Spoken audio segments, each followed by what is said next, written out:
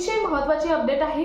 EPS 95 pension धारकांचं राष्ट्रीय संघर्ष समितीचे अध्यक्ष कमांडर अशोक राऊत यांनी मागच्या वीकमध्ये एक झूम मीटिंग घेतली होती आणि या झूम मीटिंगमध्ये सांगितलं होतं की जी EPS 95 पेन्शन धारक आहेत या पेन्शन धारकांची पुढील फेजेस काय असणार आहेत। म्हणजे पुढील फेजमध्ये EPS 95 पेन्शनची ही मागणी केली जाणार आहे आणि त्या फेज 4 होत्या।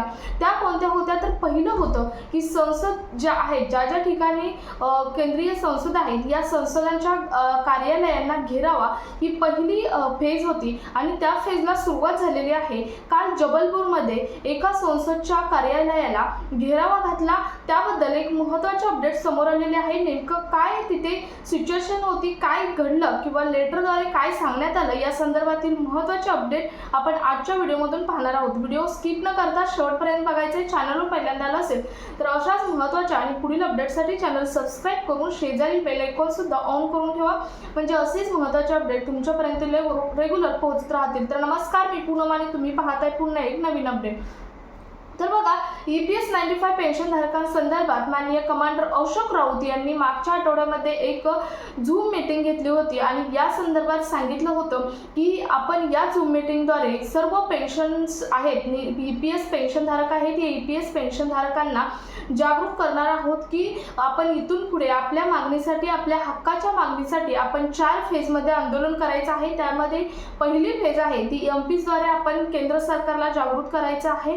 त्यानंतर दुसरी फेज आहे ती म्हणजे आपण जागोजागी EPFOची जी ऑफिसेस आहेत या ऑफिसांना टाळा लावायचा आहे किंवा तिथे आंदोलन करायचं आहे।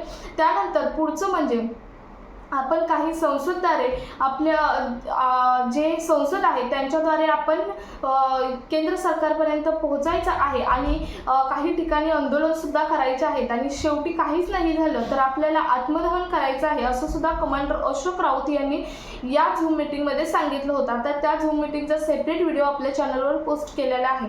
आता या झूम मीटिंगमध्ये सांगितल्याप्रमाणे आज म्हणजे जो पहिली पेज आहे MPsद्वारे केंद्र सरकारला जागरूक करण्याची ती फेज सुरू झालेली आहे आणि जबलपूरमध्ये संसदच्या कार्यालयाच्या बाहेर घेरावा करून EPS 95 पेन्शन धारकांनी ही जागृती करण्याचा केलेली आहे। आता MPच्या बाहेर म्हणजेच संसद कार्यालय आहे त्यांच्या बाहेर आता कोणते संसद कार्यालय होते तर आशिष दुबे हे जे आहेत त्यांच्या कार्यालयाच्या बाहेर जबलपूरमध्ये काल शांततापूर्वक जे घेरावा आहे ते घेरावा EPS 95 पेन्शन धारकांनी केलेला आहे। बरेच शेकडोच्या संख्येने EPS 95 पेन्शन, आता 95 म्हणता येत नाही तर EPS 2026 अशी या स्कीमचं नाव दिलेलं आहे।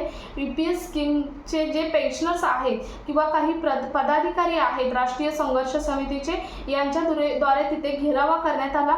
तसेच त्यांना एक लेटर सुद्धा सोपवलेलं आहे, म्हणजेच ज्या EPS 95 पेन्शन धारकांच्या मागण्या आहेत त्या संदर्भात लेटर सुद्धा सोपवलेलं आहे। त्यामध्ये EPS 95 पेन्शन धारकांची पेन्शन ही 7,500 प्लस DA याची मागणी पहिली आहे। तसेच म्हणजे 7,500 रुपये पेन्शन करा, त्यानंतर महागाई वाढल्यानुसार महागाई भत्ता सुद्धा याला जोडा आणि तो वाढ करा, अशी सुद्धा दुसरी मागणी केलेली आहे। तसेच आयुष्यमान कार्डमध्ये सगळ्यांना सामील करून घ्या अशी सुद्धा मागणी केलेली आहे। शिवाय हायर पेन्शन संदर्भातील सुद्धा मागणी या लेटरमधून ही केलेली आहे। तर महत्त्वाची ही मागण्या 4 या लेटरमधून केलेल्या आहेत। तसेच जे संसद आहेत आशिष दुबे यांच्याबरोबर संवाद साधताना काही राष्ट्रीय संघर्ष समितीचे पदाधिकारी आहेत यांनी म्हटलं आहे की आमचा संघर्ष काही काळापासून, काही वर्षापासून चालू आहे आणि आम्ही बऱ्याच ठिकाणी आंदोलन केले, ज्येष्ठ नागरिक वय असताना सुद्धा आम्ही बऱ्याच ठिकाणी आंदोलन केले,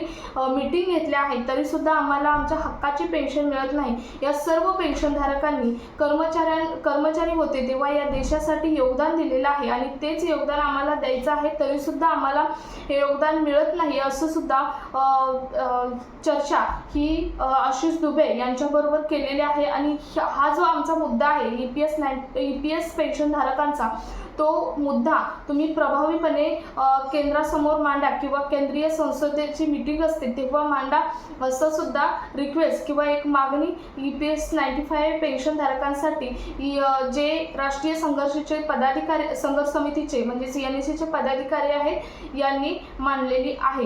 तर अतिशय महत्त्वाची ही अपडेट आहे. जबलपूरमध्ये पहिली फेज म्हणजेच पहिलं जे घेराव आहे संसदच्या बाहेर तो घेरावा झालेला आहे आणि त्या थ्रू लेटरसुद्धा केंद्राकडे सोपवावं यासाठी संसदकडे लेटरसुद्धा आशिष दुबे यांच्याकडे लेटरसुद्धा सोपवलेलं आहे. तर ही पहिली फेज होती. प्रत्येक EPS 95 पेन्शनधारकांना ही अपडेट माहीत असणं गरजेचं आहे. आता तुम्ही म्हणाल की यामध्ये अपडेट काय आहे, काय पेन्शन वाढली किंवा कोणतं नवीन अपडेट आहे, तर प्रत्येकाला प्रत्येक अपडेट माहीत असणं गरजेचं आहे. प्रत्येक EPS 95 पेन्शनधारकांपर्यंत हा व्हिडिओ शेअर करा. भेटूयात पुढच्या एका नवीन अपडेटसोबत. तोपर्यंत धन्यवाद.